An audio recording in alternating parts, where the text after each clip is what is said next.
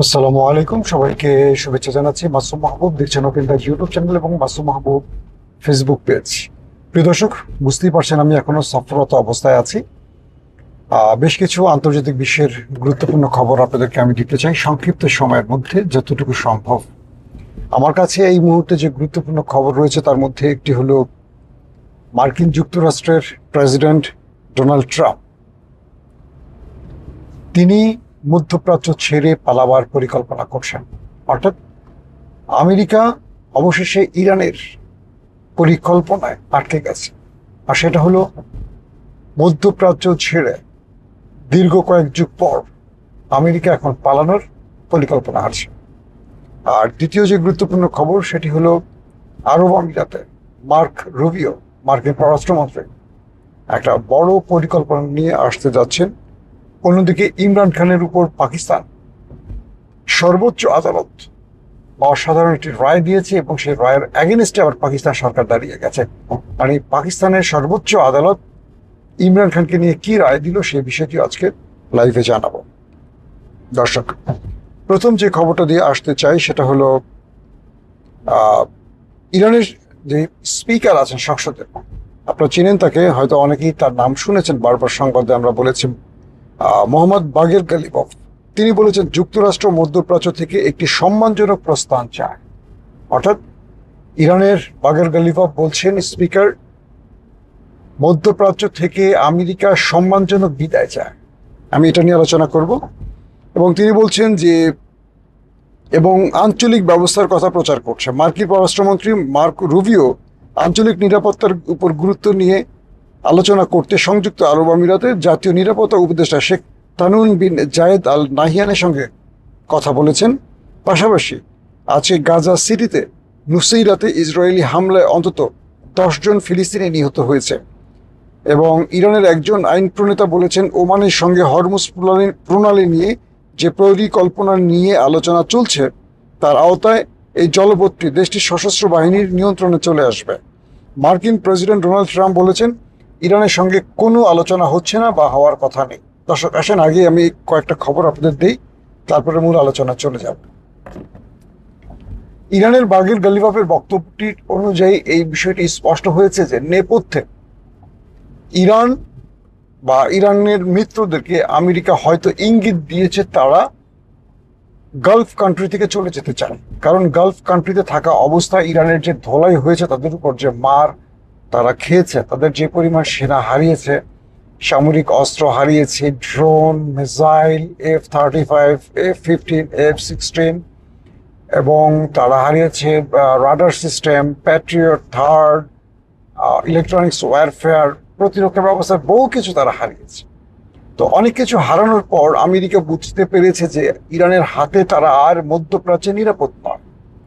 তো কয়েকটি সূত্রের দাবি হলো কয়েকটি মধ্যস্থতাকারী দেশের সাথে আমেরিকা এমন মত বিনিময় করেছে তারা মধ্যপ্রাচ্য ছাড়তে চাইছে। কারণ মধ্যপ্রাচ্য থেকে তারা দীর্ঘ এই লম্বা যুদ্ধে এইটুকু বুঝেছে ইরানের সাথে তারা পেরে উঠবে না। এবং ইরান এই হরমুজ প্রণালী বন্ধ শুধু নয়, গালফের যে দেশগুলো রয়েছে, সৌদি আরব, কাতার, কুয়েত, বাহরাইন, জর্দান, হ্যাঁ, তারপরে আরো যেসব দেশগুলো আছে, প্রত্যেকটা দেশে যেই পরিমাণ হামলা করেছে ইরান, এ পর্যন্ত 20 থেকে 21টি মার্কিন ঘাঁটিকে লক্ষ্য করেছে, যেগুলো আরব দেশগুলো অর্থাৎ গালফ কান্ট্রিতে অবস্থিত। তো একটি ঘাঁটিকে তারা রক্ষা করতে পারেনি এবং এই ঘাঁটিতে তাদের সকল প্রতিরক্ষা ব্যবস্থা ধ্বংস করে দিয়েছে এবং তাদের প্রচুর সেনাকে অপারে পাঠিয়েছে। তো এখন বলা হচ্ছে ইরানের বাগের গালিফ যেটা বলছেন, তিনি বললেন যে আমেরিকা মূলত একটি সম্মানজনক প্রস্থান চায়। সম্মানজনক প্রস্থান বলতে কি বুঝি আমরা? যেন আমেরিকা এই অঞ্চল ছেড়ে দিলে পৃথিবীর কাছে মনে না হয় যে আমেরিকা ইরানের কাছে হেরে গেছে। কারণ আমেরিকা যদি এই অঞ্চলে তারা পরাজিত হয়ে বিদায় নেয়, তাহলে পৃথিবীর কোনো দেশ আর এই বিশ্ব শক্তিকে তোয়াক্কা করবে না, পাত্তা দেবে না। তাদের মোড়লগিরি এখানে দি এন্ড হয়ে যাবে। তাই তারা সম্মানজনক একটা প্রস্থান চায়। কিভাবে? ইরান এবং আমেরিকার মধ্যে একটা মধ্যস্থতা হবে এবং এই মধ্যস্থতায় ইরানের যে শর্তগুলো আছে তার মধ্যে ইরান একটা নেপথ্য সত্য লুকিয়ে রেখেছে, সেটা হলো আমেরিকাকে মিডল ইস্ট ছাড়তে হবে। এটা ইরান তার শর্তের মধ্যে বড়ভাবে বড় ফ্রেমে উল্লেখ করেনি। তারা বলছে আমাদের বিদেশে আটকে থাকা ফ্রিজ হওয়া অর্থ ফেরত দিতে, আমাদের উপর আন্তর্জাতিক যে নিষেধাজ্ঞা চাপানো হয়েছে যার কারণে আমরা আমদানি রপ্তানি করতে পারছি না, এটাকে চালু করে দিতে হবে, সকল নিষেধাজ্ঞা প্রত্যাহার করতে হবে, এবং ইরানের পণ্য পৃথিবীর সব বাজারে যাবে, এরকম অনেকগুলো তারা শর্ত দিয়েছিল। কিন্তু একটি শর্ত ইরান মুখে বলেনি, কিন্তু তারা বারবার গণমাধ্যমে বলেছে যে আরব থেকে আমেরিকাকে তারা তাড়াবে। তো এবার সেই বিষয়টি ঘটতে যাচ্ছে। মনে হচ্ছে যে আরব থেকে একটা সম্মানজনক বিদায়ের রাস্তা যদি ইরান আমেরিকাকে দেয়, তাহলে তারা আরব ছেড়ে চলে যাবে। সেই ক্ষেত্রে আরবের কি হবে, এটি টের পেয়ে হয়তোবা সৌদি আরব, কাতার, সৌদি আরব, তুরস্ক এবং পাকিস্তানের সাথে একটা সামরিক চুক্তি করেছে। কারণ আমেরিকা এই অঞ্চল ছেড়ে চলে গেলে আরবের অবস্থা খুব করুণ হয়ে যাবে, বা ইরান চাইলে প্রত্যেকটা আরবকে একা পিটিয়ে সোজা করে ফেলতে পারবে।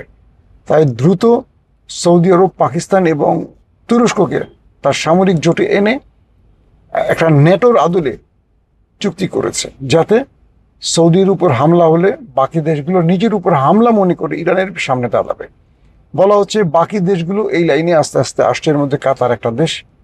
এবং যদি সত্যিকার অর্থে আমেরিকা চলে যায় গালফ কান্ট্রি ছেড়ে, তাহলে ইরানের প্রধান টার্গেট হবে আরব আমিরাত, কারণ এরাই ইসরায়েলকে সবচেয়ে বেশি মধ্যপ্রাচ্যে সুযোগ করে দিয়েছে। আর দ্বিতীয় যে খবরটি সেটি হলো মার্ক রুবিও আরব আমিরাতের একজন গুরুত্বপূর্ণ ব্যক্তির সাথে মিটিং করেছেন কিছু বিষয় নিয়ে।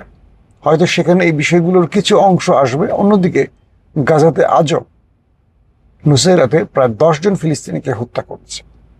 মানে ইসরায়েলের জন্য ফিলিস্তিনিদের হত্যাটা এখন ডাল ভাত হয়ে গেছে, মন চাইলেই তাদের মারছে। আবার ধরেন একজন ব্যক্তি জানাজার নামাজে গেছে, জানাজা শেষ করে ফিরছে, সেই জানাজার নামাজের উপর তারা হামলা করছে। অথচ শান্তি কমিটি গঠন করা হয়েছে, পিস কমিটি গঠন করেছে আমেরিকা। ইসরায়েলের এই সব হামলায় আমেরিকা বা বাকিরা একদম নিশ্চুপ, তারা কোনো উত্তর দিচ্ছে না। মানে ইসরায়েলকে কোনো জবাবদিহিতার মধ্যে আসতে হচ্ছে না। এই বিষয়গুলো সত্যিকার অর্থে ভাবাচ্ছে, মানে গাজা ইস্যুতে মুসলমানদেরকে কষ্ট দিচ্ছে। দর্শক, দ্বিতীয় বিষয়টি হলো পাকিস্তান। হয়তো আপনার পাকিস্তানের খবরের জন্য অনেকে বসে আছেন। ইমরান খানকে জেলে রাখা হয়েছে, তার শারীরিক অবস্থা কেউ জানছে না, তার আইনজীবী, তার দলের লোকেরা, তার পরিবার ইমরান খানের সাথে অনেক দিন দেখা করতে পারছেন না। এর মধ্যেই হঠাৎ গুজব ছড়িয়ে গেছে তিনি জেলে মারা গেছেন, এবং যে সাংবাদিক এই কথাটি বলেছেন তিনি কয়েকজন সিনিয়র সেনা অফিসারের বরাত দিয়ে বলেছেন, নাম প্রকাশ না করে। এবং এটি পাকিস্তানের একদম শীর্ষ গণমাধ্যমে আলোচনায় চলে আসছে। আমিও আপনাদের বলেছিলাম আমার কোনো একটা লাইভে আলোচনার মধ্যে যে এরকম একটি তথ্য প্রচার করা হচ্ছে। তো অবশেষে পাকিস্তানের সুপ্রিম কোর্ট তারা ইমরান খানকে দ্রুত একটি হাসপাতালে, অর্থাৎ সেই হাসপাতালের নামও উল্লেখ করে দিয়েছে, শিফা ইন্টারন্যাশনাল, ইসলামাবাদের একটা আধুনিক হাসপাতাল, সেটি শিফা ইন্টারন্যাশনাল হাসপাতাল। সেখানে ইমরান খানকে ভর্তি করে তার শারীরিক চিকিৎসার জন্য একটা মেডিকেল বোর্ড গঠন করার নির্দেশ দিয়েছে।